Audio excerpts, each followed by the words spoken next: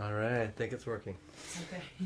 So we're live tonight, and I thought I would just share our little podcast. I'm here with Dena Jackson, Hi. and she's with the Ego Podcast, so we'll be chatting for the next half an hour, and if you feel called to tune in and check it out, by all means, and if you don't, then that's cool too. Pretty easy going tonight, so yeah, let's do it.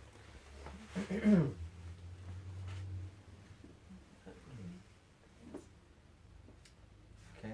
Okay, we'll just go on here. Mic check. Mm-hmm. Mic check. Mic check. Okay, well, good. All right. Hello, and welcome to the Ego Podcast. Mhm. My name is Dena Jackson, and I am your host. Today, we have a very special guest sitting with us today. We're actually live from his home and surrounded by some beautiful singing bowls, and we're actually doing a Facebook Live. I'd like to welcome Mr. Jesse Buck. Welcome, Jesse. Thank you. It's so good to be here. Thank you so much. So for anyone listening, Jesse is a yoga and meditation instructor. He also does sound therapy. He's a healer. He does a lot of work in terms of community outreach, particularly with children. One thing I wanted So to. many things. Yeah, you're all over the place So in a many great things. way. Yeah, it's good. Mhm. It's good. It feels good. Yeah, well, I'm very grateful to have you here and be in your home with you. And one of the reasons why I asked you to be a guest on the podcast has a lot to do with a lot of the work that you do in the community, particularly encouraging things like yoga and meditation, mindfulness type practices. And you've really resonated with me personally, having come to some of your events. And so I wanted to come and ask you a couple of questions. Yeah, it's great. Yeah, I'm super happy to be sharing and connecting, and to hear you validate me is also really refreshing.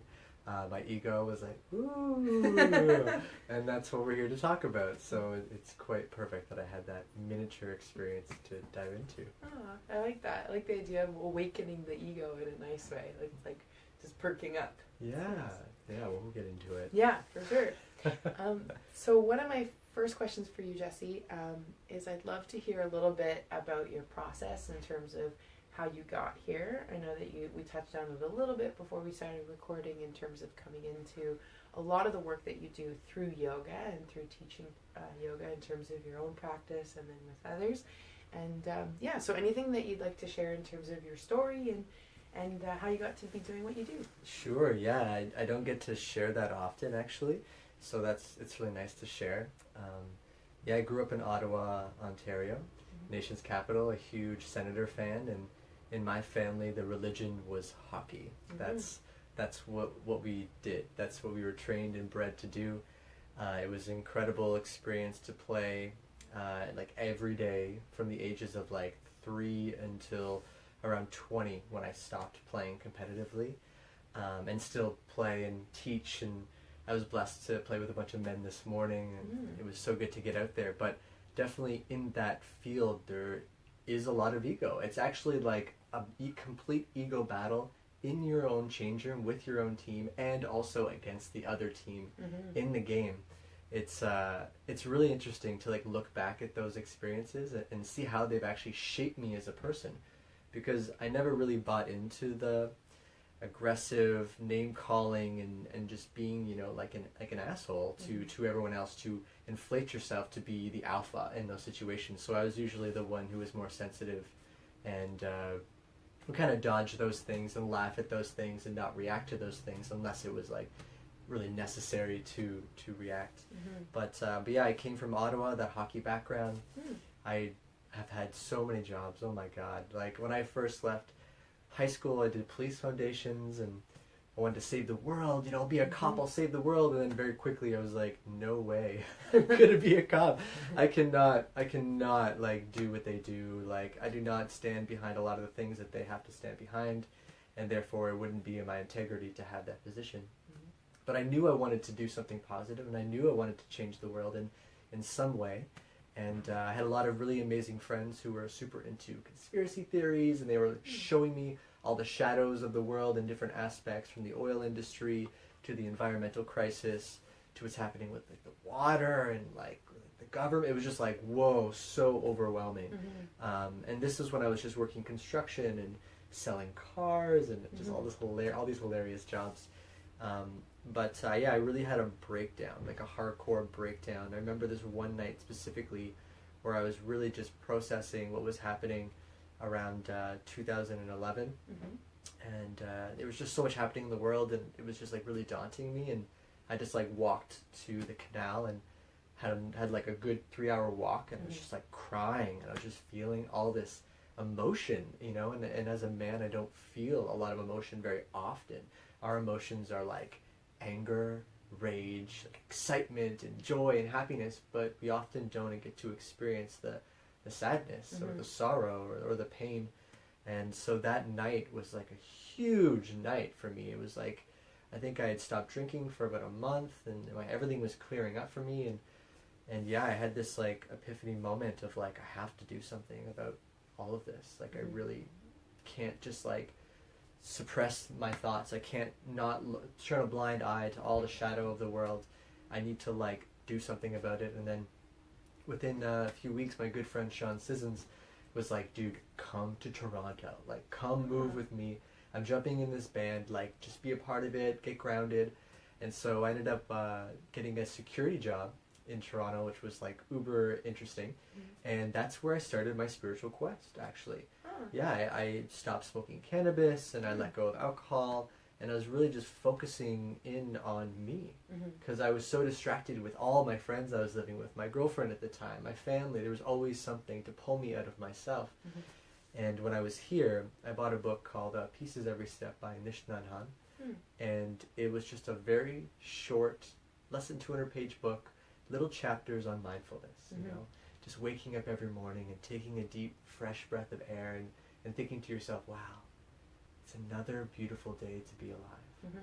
And like shifting my beliefs from like waking up, you know, my mouth is, I have to pee, and whatever you think when you first, I have all these things. And so I went on this 4-month journey of just being incredibly mindful all the time, like over accessing the mindfulness, like waking up in the morning and breathing in the fresh day, and letting my feet touch the ground and feeling the cold with a breath, and walking into the kitchen and drinking water and thanking the water and enjoying the water. It was just like a constant thing and every time I'd felt myself pull out of the present moment and just be in an old pattern, I would very quickly take that breath and come back, to the point where it just stuck. And the clumsy Jesse that once was actually fading, and I was transforming. And this was just when 2012 hit, just when like everybody seems to be waking up consciously in some way. And then from that point, you know, like just became addicted to yoga, and then I started working with kids and started sharing yoga with them and my friends. I was like, wow, people are really like digging what I'm sharing, and I want to go deeper. So yoga teacher training later at the Dena Dog. That was an incredible experience. I studied Ashtanga yoga for about a year, and I went like really deep, completely transformed my life in a year. Honestly, in a whole year. Even Marla and Ron, they said like at the beginning of the training that this practice will transform your life whether you want it to or not. Oh, that's powerful. It's very powerful. Yeah, so it was so obvious that was what was happening. And yeah, I can remember there was one day where I missed a weekend because I went out chasing a girl and had too much sangria, and I woke up the next day, I was so just hard on myself. I was just so like, I felt so guilty. I couldn't believe that I missed a day of my teacher training because I wanted to, you know, my ego wanted to go and be the me, be the I, and chase the girl and have the night. And it was so false. And I went to the end of my training, and I actually apologized to everybody there, and they were like, oh, there's no need to apologize. I was like, actually there is, for me. And it was greatly received by my teachers at that time. And then another teacher training and some traveling and all of the like the sound work that we're doing, which we'll get into, but that's kind of what brought me to this point in time of being an awoken human being, helping to share that with others, and inspiring and creating and playing and dancing and moving. So that's so cool. I love that. I would have never guessed that you were into hockey I know. and you were going to be a cop. Like, you never know, right? I mean, you never know. You see people once they have a life shift, you know, and in this case, such a positive one that you don't necessarily you can't imagine what they would have been like before they started on this journey, right? Mm-hmm. So that's very cool. Yeah, we're all human. Of course, we're all human. Yeah. So yeah, we touched a little bit on the ego, and I like how you're like, oh yeah, my ego was awakened, and I chased that a few times, you know, with women or with career choices or what have you. That being the main sort of focus of the podcast. A lot of the guests that I like to ask, including yourself, I will ask, is that with that, I feel like there's a lot of ideologies in the world right now, and a lot of possibilities and concepts around fame and wealth and you know, material things, which are not necessarily bad. Mm-hmm. But I feel that those things can often deter our focus and our path and the things that you're talking about now, and you know, the work that you're doing in terms of trying to help others. And I'm wondering what your experience has been with this. For myself, working in entertainment, this is something we work with all the time, coming back to being creative versus not worrying about becoming famous necessarily. Mm-hmm. And so yeah, I'm wondering, in your work or just in your own life, how you kind of work to navigate through some of that chaos. Yeah, the chaos of the I. Mm-hmm. It's interesting, yeah, like I remember really just trying to shut down the ego constantly, and like trying to be in a place of gratitude, which is the way I kind of try to deal with the ego whenever it's like, I'm doing something and like it feels so good, and I don't want to take away at the self-love. Mm-hmm. Because right, there's that dance of validating ourselves and honoring ourselves and other people. Mm-hmm. But yeah, you really have to just, for me, like what I do is I just come at everything in a place of gratitude. Mm-hmm. And when I'm in a place of gratitude, then the ego doesn't seem to be as evident in my choices. Mm-hmm. I tend to be more connected to like what's true in my heart space. Mm-hmm. But yeah, it is challenging, especially like after an event and everyone's coming up to you like, man, it was so good. Oh, Right. we love that. And, like, we love you doing. And it's like, you know, for a while I was like, yeah, you're amazing. Yeah, you know, and I would just deflect everything. Mm-hmm. And that's my pattern is doing that. And I've really been working towards like transmuting that and like receiving it with like humility. And just like, thank you very much. You know, like I really appreciate your sharing and your honoring of something that I'm sharing. Like share it, you know, Mm-hmm. continue to share it. But it is interesting, right? Because you know, like the I that is like me and my things, right? And the me and the who I am and what I share with the world, and these things aren't bad, Mm-hmm. right? They're not necessarily bad. But if we attach ourselves too much to all the things and who we are truly, then it kind of takes away at our authenticity. Because our authenticity is like, we are all the same. We are all one at a quantum level, right? Mm-hmm. Like the non-duality of the universe is something that I really just like try to connect to every day. It's Mm-hmm. like when I see someone suffer on the street, like a bit of me is like, I'm suffering right now because this person's suffering, and Right. trying to be more empathetic and compassionate in these spaces and places. But yeah, to answer your question in a nutshell, being in a place of gratitude with choices and decisions and actions Mm-hmm. Help to really eliminate the ego from my experience of trying to be of service to the world. I like that. Yeah. Mm. It's really hard, and I connect with you on what you were saying in terms of having gratification in what you do with your events.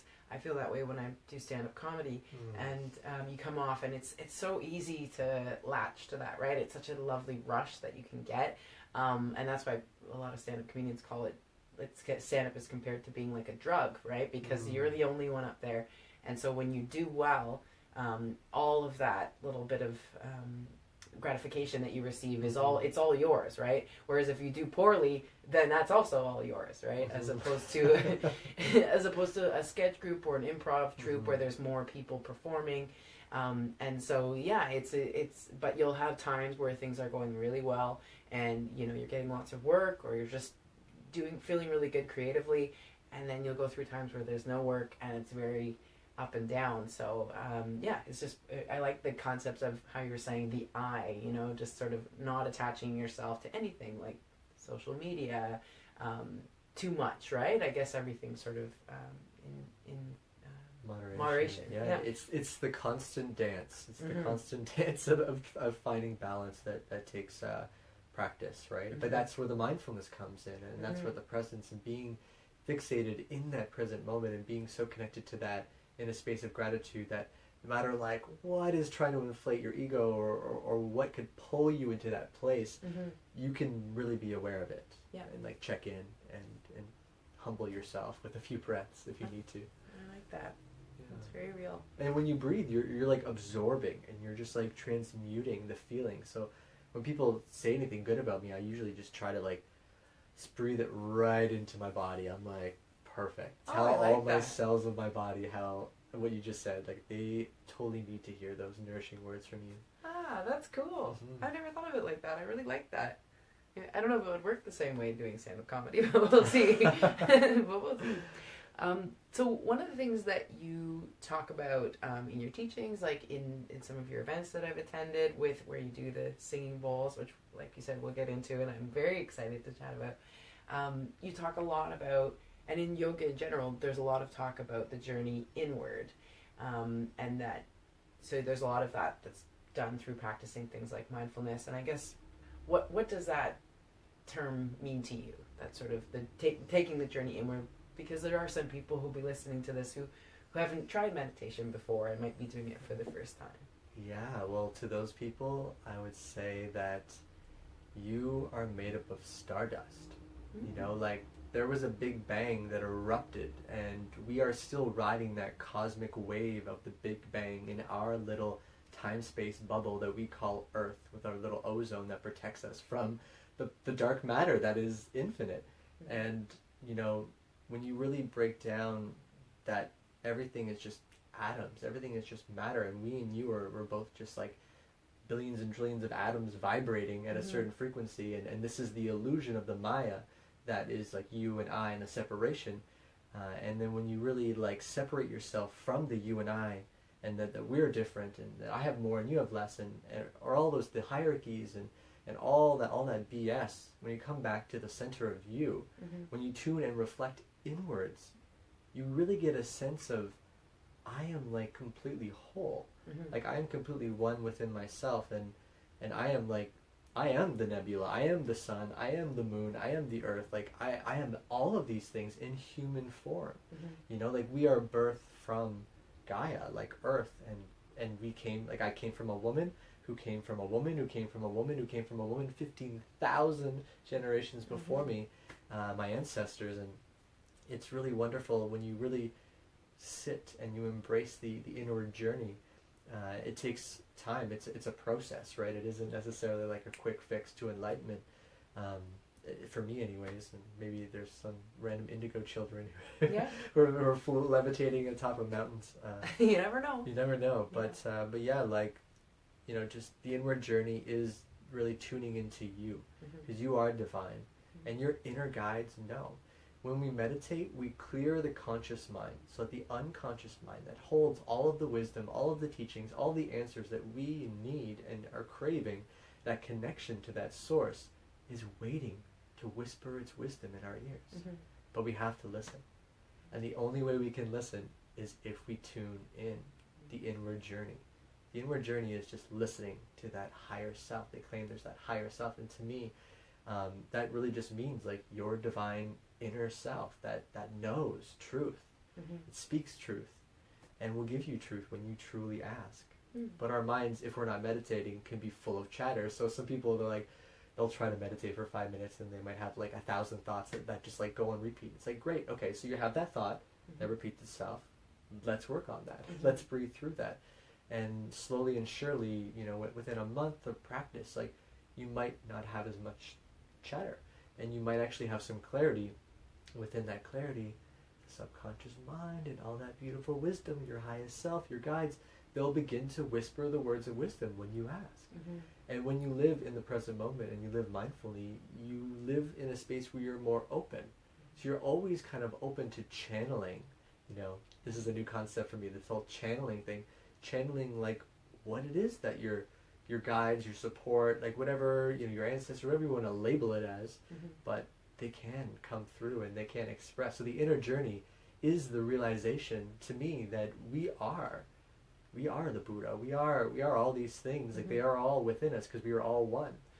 So it's like, who are you like looking for? You should be looking for yourself. Yeah. Like you are the one you're looking for. Yeah. That's the inner journey. It's the beautiful thing. And it's something that you realize only after you've been meditating for a little while, because for the first little while you're like, yeah, well, it's never going to be easy. Like maybe the first time someone goes to the gym, you know, you often use that analogy, and you go there and it's painful and you don't notice any difference, and you're like, what's the point in this, right? Why did I come here? But then if you keep doing it, then you'll see some progression. Mm-hmm.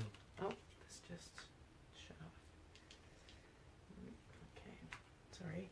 It's like the batteries might have. Quick little sound bath break Sorry. while we check the microphone batteries. Sorry about that. All good.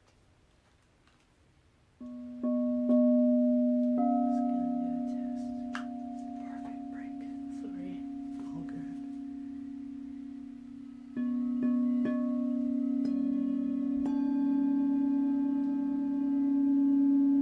So for anyone who's just tuning in, I'm here with Dena Jackson from the Ego Podcast, and we're talking about a lot of things, actually. So if you just tuning in, please tune into the beginning. Check that out. Mm-hmm. So much good, juicy stuff in there. Mm-hmm. We were just talking about the inner journey, and perhaps let's utilize this time to have a little inner journey. So if you're watching wherever you are, maybe just see if you can close your eyes. Feel safe enough to close your eyes and just feel your breath. Just come into that present moment.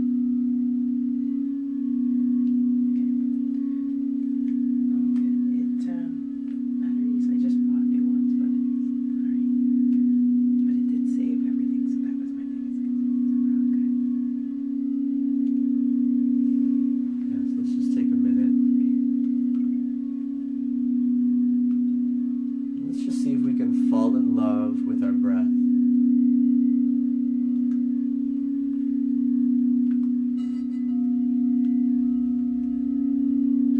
We can do that by creating a very simple, soft smile on the corners of our lips.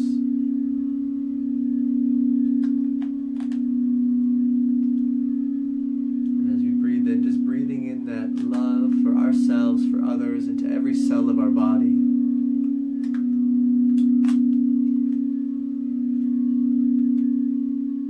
Just letting the soft tones just melt your stress away.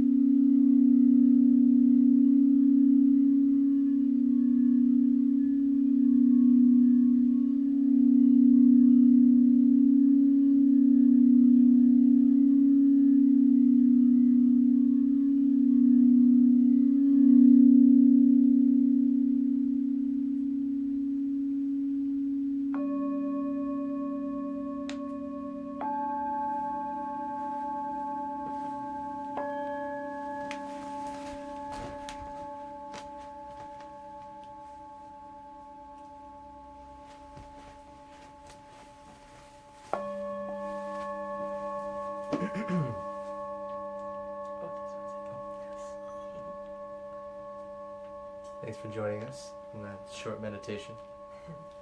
We are now back live on the podcast. You guys will be the only ones who know about the break in the podcast, I would imagine. Sorry about that. I bought brand new batteries, but loved the playing of the bowl, so thank you. So just move on to the next question. It was actually good timing because you just finished your I answer concluded, to the last it one. was- Yeah, so it was okay. The batteries held off. They were like, he's getting somewhere. He's getting somewhere. almost there. Perfect. Yeah, so I'm sorry, it's just pausing on me again here. I find these very, very, very soothing. So thank you. I'm sorry. You're very welcome. It's loading. And the sirens. Mm-hmm. You know, I'll share something. So I've been driving recently. I've been driving a car for the last 6-7 months now. And I love it when I see a cop or an ambulance drive by with their lights, because everyone stops and they are so mindful and so present in that moment. Even if it's just for like that 30 seconds, everyone's awareness is fully there. Mm-hmm. And I was thinking, like, what if we just had like present police, like the presence police, who they were like rainbow lights on the top of their car, and they were just blasting like crystal singing bowls, solfeggio frequencies, and every time like one would drive by the street, everyone would have to pull over and just sit and breathe for like 30 seconds or something. Everyone has to take 10 breaths. That would be nice. Yeah. I think for this one, just in case that happens again, I'm going to record on my phone as a backup as well. So I'll just put that on the ground. Sure. And then just that way we don't lose anything. I don't want to lose anything because this is very valuable. Yeah. Sorry for the technical issues. So just put that there. But still going. Okay.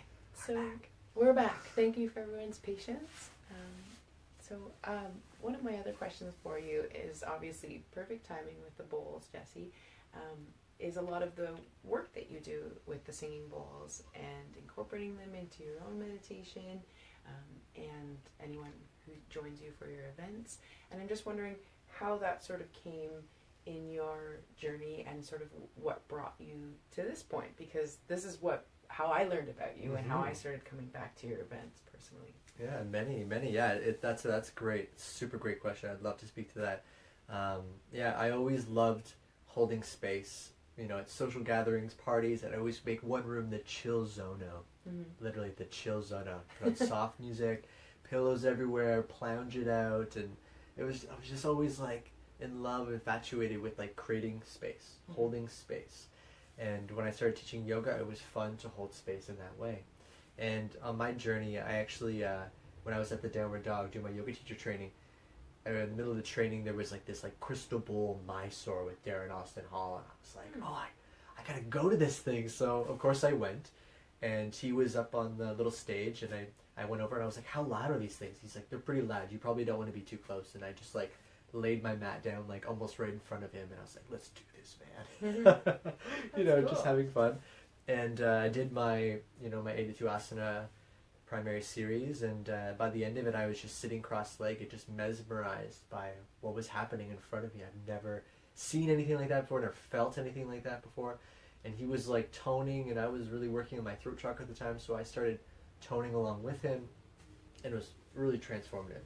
And afterwards, I was just like, man, it was so cool. Like, do you have like any music? And he's like, yeah, I have a CD. It's $20. I was like, okay. So I grabbed this CD and I added him on Facebook, and that really that entered me into the vortex of all of these things. And that's when Liz Diaz was launching her conscious dance parties for the first time.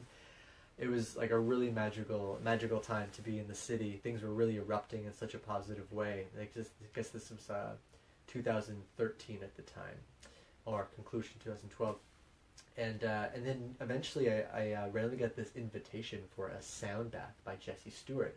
It was just the first sound bath that he had done in quite a while, and it kind of initiated him to start doing them again. And wow, I showed up at this place, and it was just this beautiful wooden loft, and there must have been about 30 alchemy bowls. We're talking rose quartz, citrine, like crystals I'd never even heard of. Smoke. I was just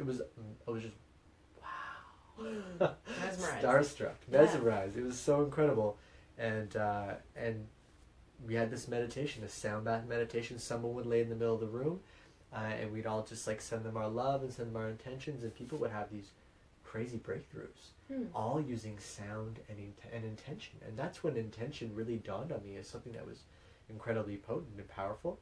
And me and Jesse became good friends. We hung out all summer. We were like dancing. That's when I started going to the ecstatic dance for the first time at the Dover Courthouse.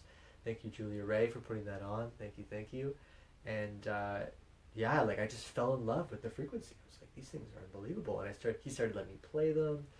And then Darren would have these like Tuesday night sound practices. So like, we'd chant our chakras, all the tones, the vowel sounds, and do these beautiful meditations. And I remember I was so into it. I'd ask the silliest questions. It's like, how do you know you're really activating your heart chakra when you're chanting?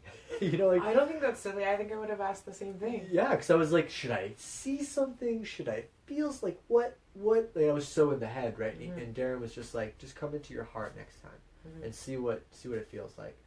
And that was it. It was the feeling, and you could tangibly feel this like warm sensation erupting in my heart or my throat or my third eye, and the deeper that we went into it, if I went week after week, it was just like this is what I need in my life. This is like totally empowering me. This is shifting my DNA, literally shifting my DNA.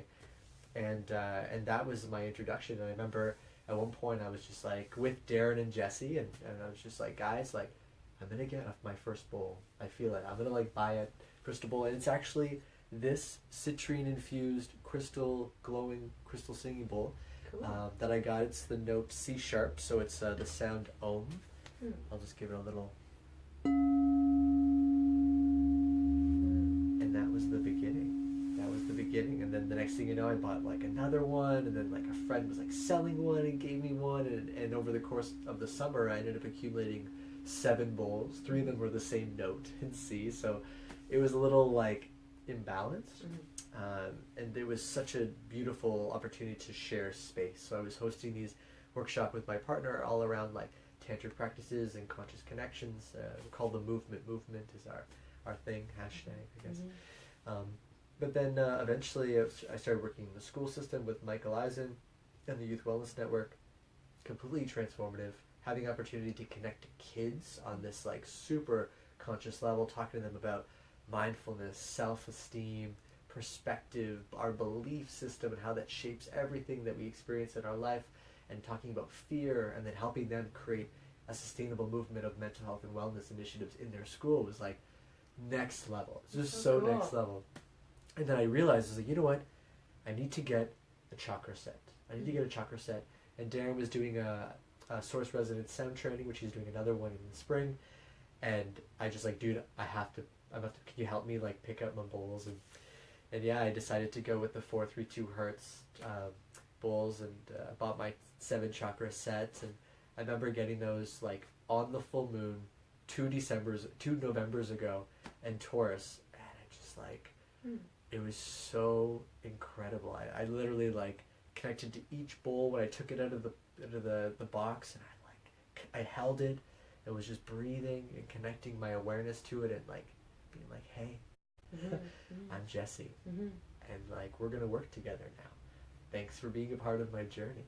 The intention that I hold with you is to ground everyone. And I went through each bowl and let them know like what their intention was, and just had this beautiful sound bath in the basement of alternative thinking where I got the bowls at Bathurst and Bloor, Toronto, Ontario.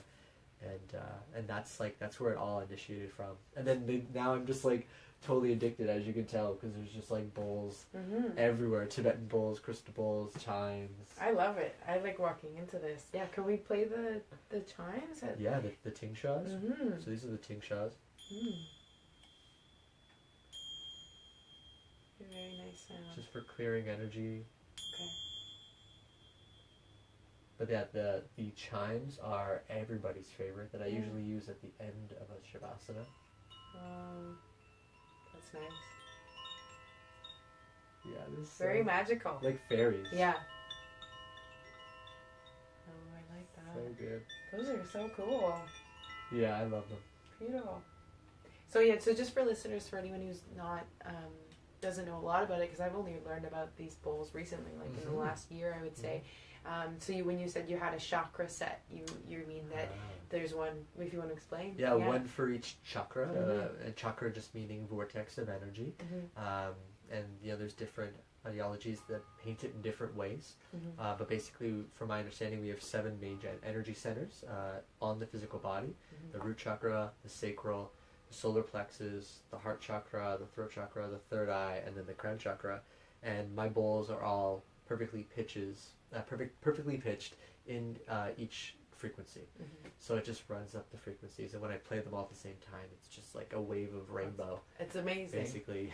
I love it. And one thing I think you said at one of your events is that by playing them and by using the sound frequencies, it helps you get into your meditation a little bit faster, right? So if you had just if something that might take you 20 minutes to sort of get settled and work out some of the clutter or whatever it is that you're dealing with, you might be able to get there a little bit faster. Is that right? Yeah. The idea is that like our brain waves are usually in like beta, which is natural consciousness, like me and you talking and sharing, people at home that are chilling, relaxing, eating food, whatever. But then there's dropping it down into alpha. And that's usually what happens after about 7 minutes of meditation. Brain waves really start to come into that homeostasis, things start to balance, and the bowls actually help you get there within a few minutes of me playing them, specifically because your body's made up of these atoms, right, that are vibrating, that we talked about, and you're also full of water. And there's a beautiful correlation between intention, vibration, and water that Dr. Emoto proved with his work. With having 3 cups of water, 1 cup of water he loved. I love you water, every day for 30 days. And then the next water he was indecisive to, whatever. And then the third one he hated. I hate you water so much, every day for 30 days. Took that water, put it on a petri dish, froze it, and then looked at it under a microscope. And the one that he hated was a cracked blob, just blah. It was just totally hate. And the one that was indecisive was like kind of in the middle. But the one that he loved was a perfect snowflake. Perfect geometry. Sacred geometry, as I'd like to say. And it's just showing that, like sounds and vibrations and intentions have a huge effect on water. And because you and I are made up mostly of water, that when I play this bowl, which is exactly, when I play these bowls that create vibration, they're vibrating the water within you, the blood within you, the blood in your brain. So it actually shifts your whole body's frequency to that frequency, which is why I chose to get all perfect pitches. Everything needed to be in harmony because I want to give people harmony, harmonic experiences, and have them leave feeling like, I feel really balanced. Because when I was playing them before, I would notice that after playing them for too much, it kind of like get a little woozy, and it's like, oh, you know what, maybe this isn't such a good idea for me just to be messing around with this, because it is incredibly powerful. Like, these sonic vibrations are going through our body. And it's interesting when you look at that and you look at like modern society. It's like, look at the vibrations that surround you all the time in your home, out on the street, the streetcar, the subway, your work, a school with the bell going off and kids chatting. It gets a little overwhelming, truthfully, for someone who's a little bit more sensitive like myself. I can imagine for other people. And honestly, I remember walking down Tibetan the other day and just being so tuned into myself. And as I was like on my journey to go to the bank, I could just feel everyone was completely shut off. Their energy bodies were like completely numbed to just be able to process day-to-day life. Everything, living what I would consider maybe an unconscious life. I don't know anyone, I'm not judging anyone, but I just had this sense of like, wow, everyone's really tuned off. I wonder what would happen if everyone just tuned on for a second. What if everyone's frequency just totally, and everyone was feeling their etheric body for a second, and like, oh wow, I'm feeling everyone and feeling everything, and it feels so good. So yeah, it's a wild thing to just like really feel into how there's sound all around us all the time. And when we go from places of disharmony to harmony with the bowls, it's like night and day. Night and day. That's so cool. But I never thought of that too, though, in terms of the toll that it must take on you when you're playing them. So then learning how to properly manage that in terms of self-care, right? Which kind of leads me to our last question, because I don't want to take up too much of your time, although I really appreciate this, Jesse. Thank you. It's good to be here. So with yoga and meditation, a lot of the healing work that you do, and a lot of the sound therapy and all the outreach, it's all amazing, and I'm sure that there's so much. I don't want to say validation. I think I would say more just fulfillment. I think there's a lot of fulfillment there, but with that, there's the importance of self-care, which yogis are always talking about that and mentioning it to students. But what do you do in your own practice to exhibit self-care? It's great. Such a great question. And it's something that I dance with each and every day, as we all do, right? Putting ourselves first is the big one. Really taking care of me so that I can take care of you and take care of everyone else. When you're on an airplane, they say put your mask on first before someone else's, or your life jacket, because you have to take care of yourself to take care of anyone else. And I really feel that healers in the world, it's imperative that we all take care of ourselves, and we all support each other in our self-care. And I have lots of friends that I turn to for healing in certain ways. But for me personally, in my own practice, I usually start with being present Mm-hmm. as much as I possibly can. And sometimes that takes me to realize my posture has completely shifted, and I'll just breathing more. Lengthen my spine. Oh, my body feels good. And starting my day off with movement, and starting my day off with some shaking, some meditation, some yoga, but always listening. I don't do the same thing every day. And that was one of the teachings that David Bruni, one of my yoga teachers, gave me, was do something different every day. Don't do the same thing, because you're getting into a pattern, and the more you break patterns, the more everything will expand for you, including consciousness. So every day, I usually start with tea, take care of my insides, ginger water, aloe vera water, lemon, salt, all the good things. And then I'll sit with, like, what do I need to do right now? Like, really, what do I need to do? And sometimes it's lay down. Get an AccuBall, put it behind your head, massage out your feet. Or it's, I want you to lay on your belly and breathe and read a book. But something inside of me will say, this is what you need. Some days it's like, grab some weights and blast yourself, with high vibe energy. Sometimes it's shake for 20 minutes. But the point is that I make that time to listen to myself, to do the thing that I need to do to take care of myself. And then that will just set the course for the rest of my day. And the rest of my day, I'm tried very much to make every bit of it a yoga practice. Like when I walk out of my house, I'm like, yeah, notice the way I'm walking. Am I activating my glutes? Am I compensating? Is my posture okay? Getting my groceries, how am I holding my groceries? How am I moving? How am I playing all the time? It's really like everything all the time. Obviously, the crystal bowls are a big part of that practice, and the singing with them and the working with them is huge. And luckily, my work is to play them most of the time, so I'm just in the vortex of all this sound. So you're getting the I feel benefits. so good. Yeah, I feel so good after. But yeah, like, I really just try to be as present as I can, take as much time to meditate as I can, even if it's 5 minutes sitting in my car, put on a little bit of music and just breathe and focus inward, and just trying to be in my heart space as much as I can. Because when I'm stressed, or I'm worried, or I'm concerned, I'm totally in my head, dealing with all the thoughts. But when I shift in a little bit of meditation and come into my heart space, usually all those thoughts are like debunked and like totally blasted away within a few minutes of coming back into that present moment where everything is divine, everything is love, everything can be seen through that lens, right? I really like that, what you were just saying about from moving the head into the heart. So do you just visualize your heart space when you're doing that? Yeah, I usually just try to breathe into the heart space and just try to tune into the tiniest space inside of my heart. Luke Zeller is always speaking to that, and it really resonates with me, is finding the way into that tiny space in your heart. Because when you really, like, when I tune into that, you at home can tune into that. When you close your eyes and you take a breath and you try to tune into the tiny space in your heart. It's almost like there's like a little pinprick at the back of your heart. It's like, hey, I love you. And when you connect to that space, and you can smile and you can breathe that self-love into yourself, something really magical happens. There's a trust that happens, a hope and a faith that happens in whatever you're dealing with. And then when you open your eyes and you come back to the world, it's like, can you hold that awareness in your heart space? Hold a piece of your awareness there, as well as doing everything.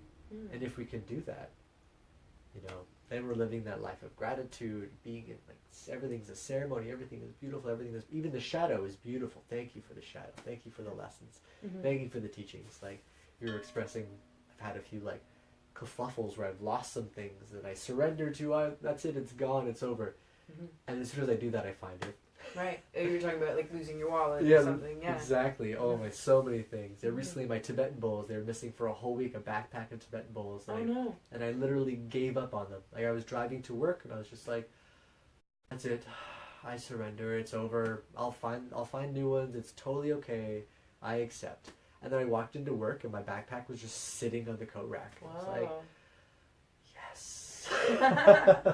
That's so cool. Big yeses. Big yeses. I love what you just said, though. That really resonated with me, what you were saying about the heart space, because it's such a simple thing, but just to bring your awareness there instead of living among all those thoughts for the 5 minutes or 10 minutes that you're taking in your car or in your room or wherever.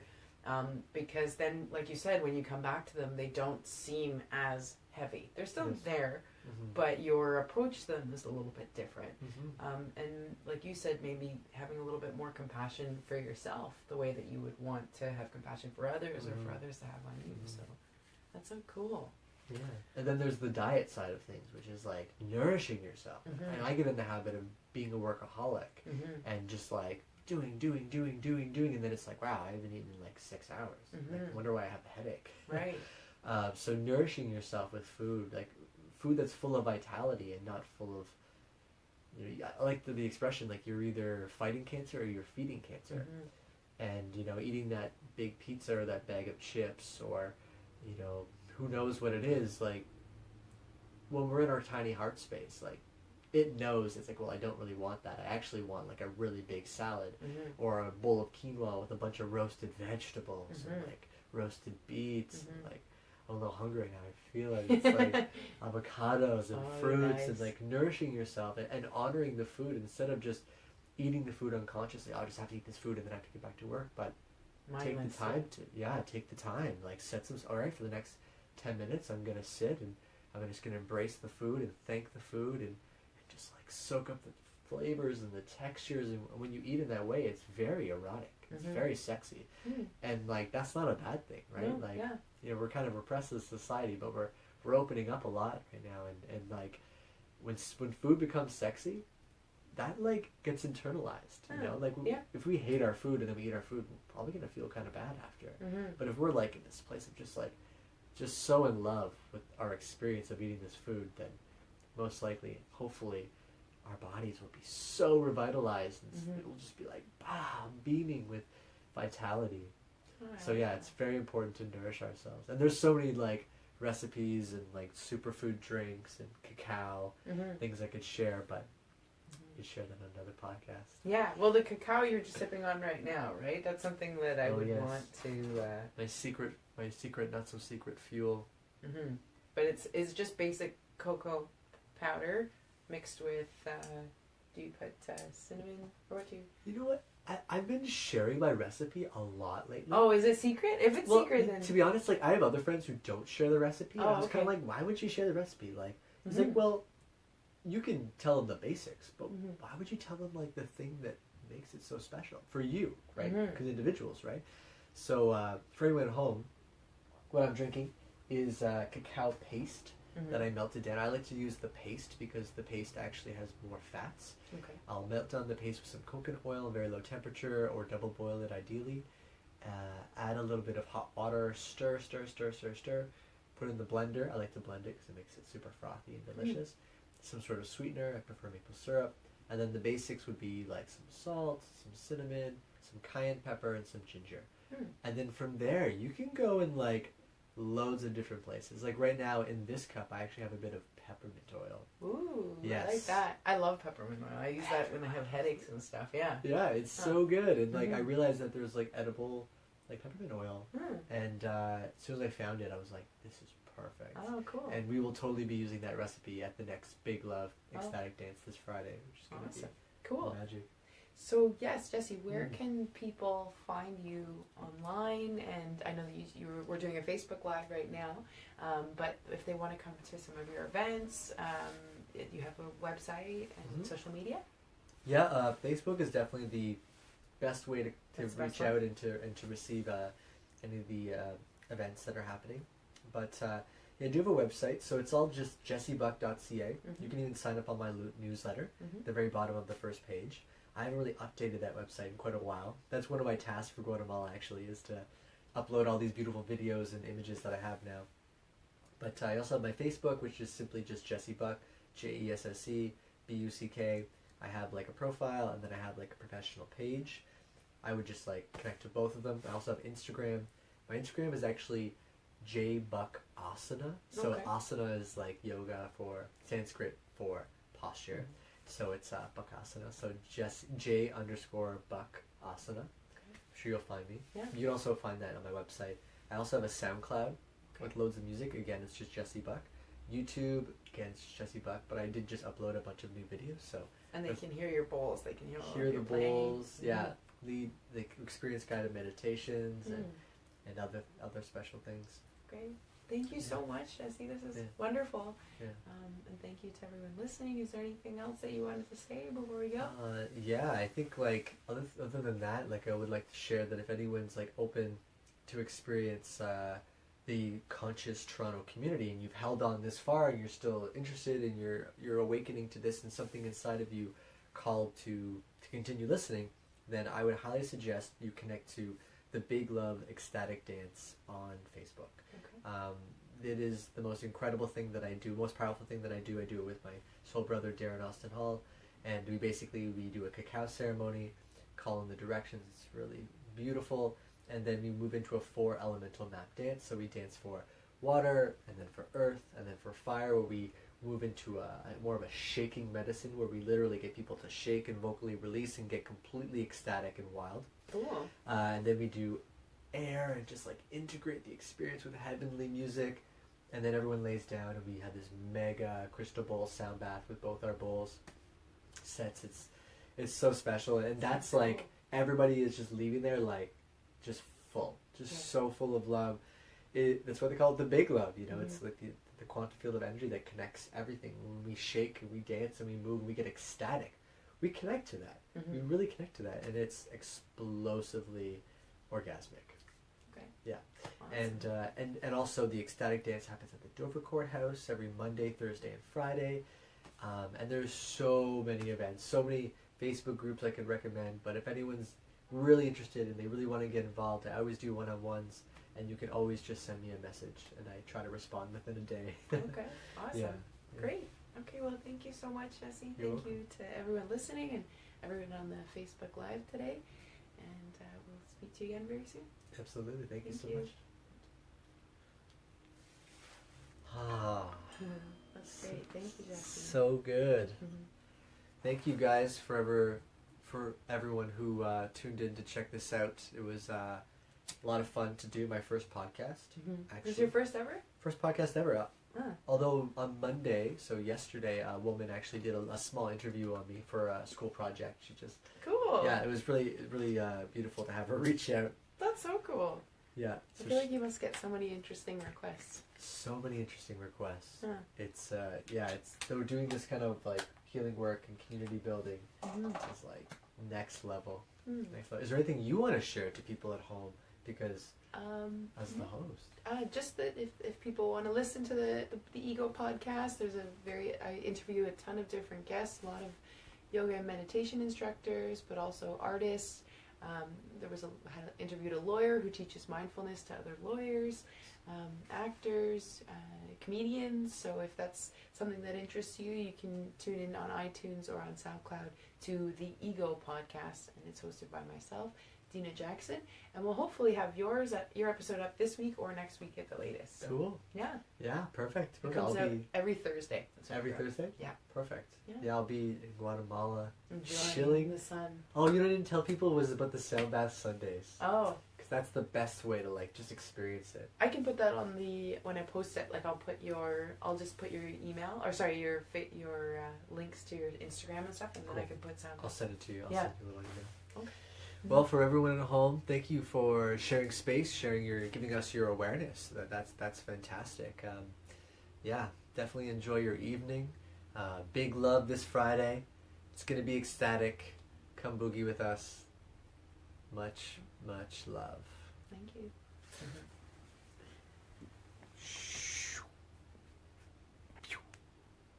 Nope. 2 times.